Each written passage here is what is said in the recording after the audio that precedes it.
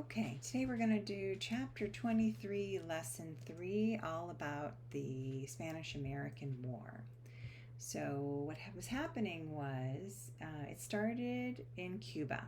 So, the Spanish have been controlling Cuba, and the Cubans have been wanting their independence, and the Spanish do not want to let them have their independence, so they put down their rebellion quite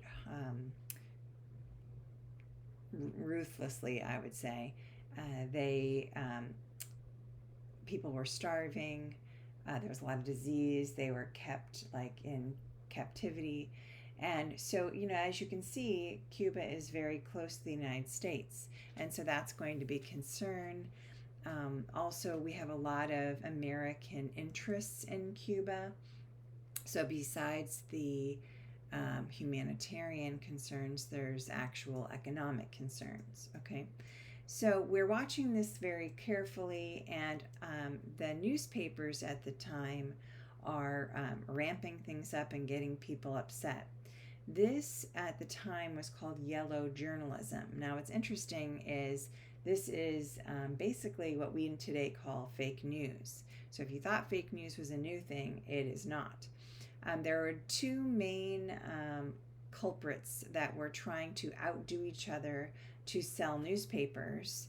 And Joseph Pulitzer had a paper called The World, and Randolph Hearst had this New York Journal. Now, what's interesting is those names, I'm sure. The Pulitzer Prize you've heard of, and Hearst Castle here in California. So they're very wealthy families with this empire, right? Okay, so anyway, yellow journalism is when you are doing sensational reporting, often biased, sometimes even outright false, and they're doing it to sell newspapers.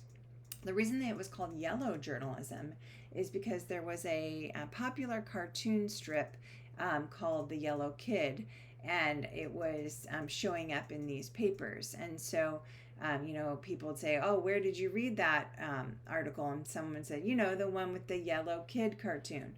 So that's how it got to be called yellow journalism. And so they're talking about, it's getting people upset. And so then a U.S. battleship, the USS Maine, was sent to Havana, Cuba to protect American interests, okay? And so the president at the time was McKinley, and he was big on this kind of stuff. And unfortunately, an explosion happened, and it killed 260 people, U.S. people, right? And so, of course, the newspapers made a big deal of it, blamed the Spanish. The Spanish said it wasn't them. But basically, they were condemned in the news. Now, years later, we found enough evidence that we actually think it was an accident. It was not the Spanish, but they didn't know that at the time. So that blame was enough to get Americans who were already concerned about everything that was happening there to start chanting, right? Like, we need to go to war with them. They made this chant, "Remember the Maine." They even made buttons. And eventually, we declared war in 1898 against the Spanish. And so we go to war, and it's the Spanish-American War. Now, what's interesting is the first battles actually do not happen in Cuba. You would think that it would, right? But now we're fighting the Spanish, and the Spanish have a big fleet in the Philippines. So the first fighting actually happens there. And we have a better navy, so we go and we destroy the Spanish fleet in Manila, okay? And it's a surprise attack. Commodore Dewey gets the credit for that. Also, there's other fighting, not just naval, and there are, of course, army. The Americans are joined by some Filipino rebels, people who live in the Philippines, natives who want to have their freedom from the Spanish, okay? And they're led by Emilio Aguinaldo. And you notice here that Filipino with an F, that's not a mistake. An interesting thing, if you see F Filipino, that means the people, and the place is spelled with a PH. Okay, and so we joined together with them, and this is one of the famous things. Teddy Roosevelt was not president yet at this time. He was he worked in the naval office, and he resigns and he goes and starts a volunteer organization called the Rough Riders, and they go and fight in Cuba. What's interesting is he's part of a really famous battle called the Battle of San Juan Hill. And actually, he gets a lot of credit, and he gets in the newspaper and everything. But they actually think that the credit goes to the African Americans who fought in the war, and he just happened to get like the newspaper coverage, and so he gets a lot of leverage. Him and his Rough Riders, and he gets famous, and then it's going to help him become president later. So that's kind of sad. Anyway, so the Spanish are defeated, and it's not too long before we also move over and fight them in Puerto Rico, and that colony gets defeated really quickly, right, because we're the stronger power. And basically after that loss, then Spain has had enough, and they say, okay, fine, we call a truce, or the technical term is an armistice, when you agree to stop fighting until the official treaty is signed. Okay. All right. And so what ends up happening? Well, our Secretary of State, John Hay, is thrilled at this outcome. He called it a splendid little war. And the reason he said that, it was because it was not very long, right? It was only 4 months of battle, and we did not have a lot of losses. We had only about 400 who died of wounds.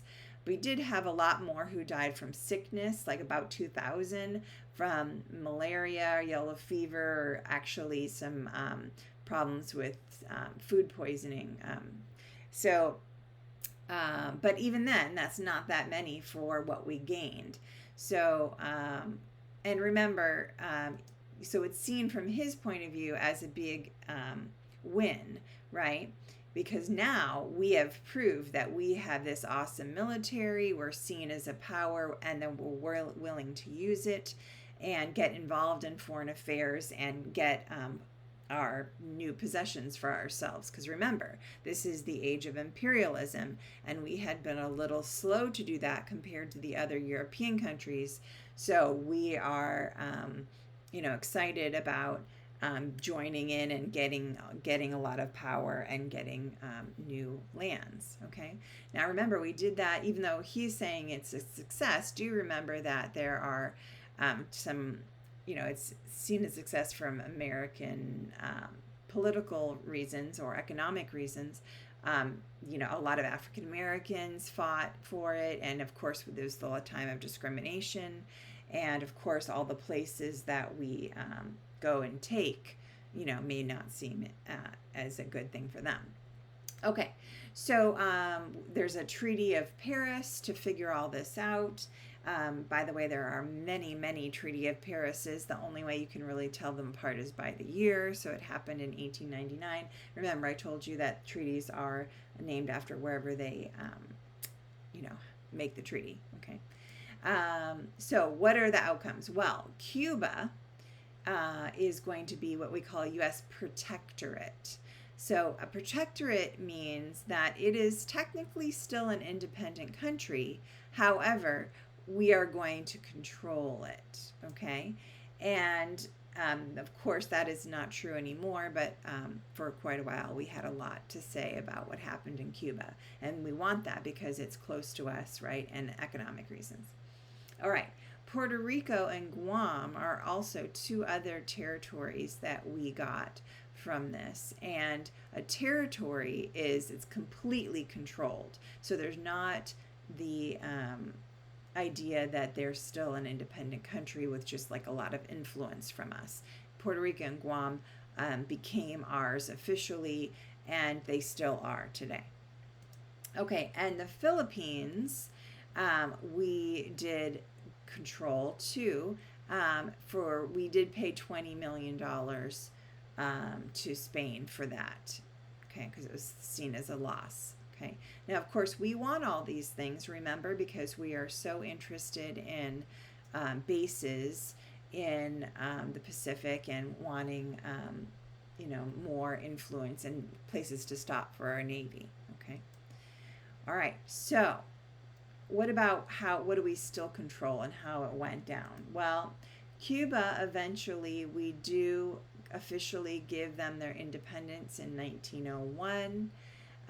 We have stayed very involved in Cuban affairs even after that, and Congress passed something called the Platt Amendment, which said, okay, Cuba, you're free, but you can't make any treaties with other countries, and we have a base there, right, on Guantanamo Bay, which we still have today, a naval base. So even though it was independent, we still were very, interested in and kind of limiting what we would tolerate them doing. Okay. All right. Then, oh yeah, and we said, and if Cuba's independence supposedly was threatened, we would promise to get involved again. All right, Puerto Rico. Puerto Rico was a U.S. territory, officially with the Jones Act. And interesting, we still have Puerto Rico as a territory today. They are full U.S. citizens. They have U.S. citizenship. They can vote. Although, because they are living in a territory, right? Remember when we talked about the Electoral College? They are not a state, so there are no electoral votes. So people who live there actually cannot vote for the president. That seems kind of wrong, doesn't it? All right. The Philippines.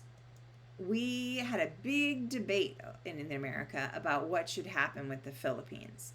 The imperialists and anti-imperialists fought about it.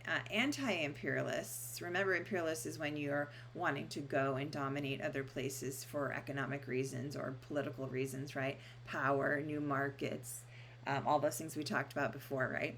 Well, a lot of people did not think it was right that we were going to keep control of the Philippines. They would argue that it was against democracy, right? And if we say we believe in democracy, then the people of the Philippines are not getting to rule themselves. Some people argued they didn't like that we had so many U.S. troops that had to stay over there to keep control. Some people didn't like it for economic reasons, that the Filipino laborers would get the jobs instead of Americans. Then the imperialists, the people in favor of controlling the Philippines, of course, were very excited to have another naval base there.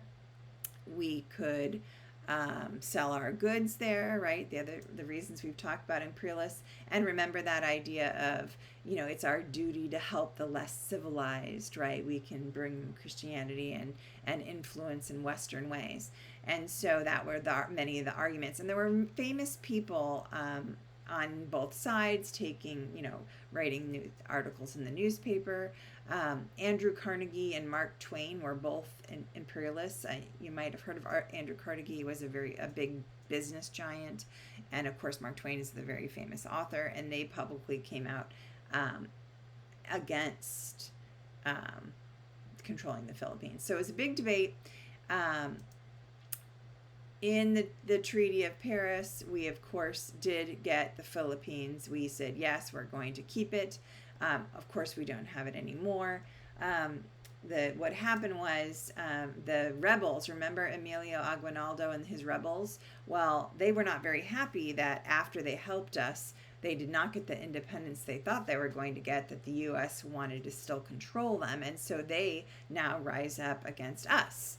And so, and this actually was way worse a war as far as losses for America. We had more than 4,000 U.S. soldiers die. For them, it was even worse. The poor Filipino rebels, over 200,000 of them died. A lot of what they died from, again, wasn't from the actual fighting, but from problems with disease and hunger. After we captured their leader, Aguinaldo, things toned down there, but that was a a big fight we had to deal with. Um, Eventually, long time later, they do get their independence from us, but it wasn't until 1946, right? So look at that. Um, it's a long time to control the Philippines for our own reasons.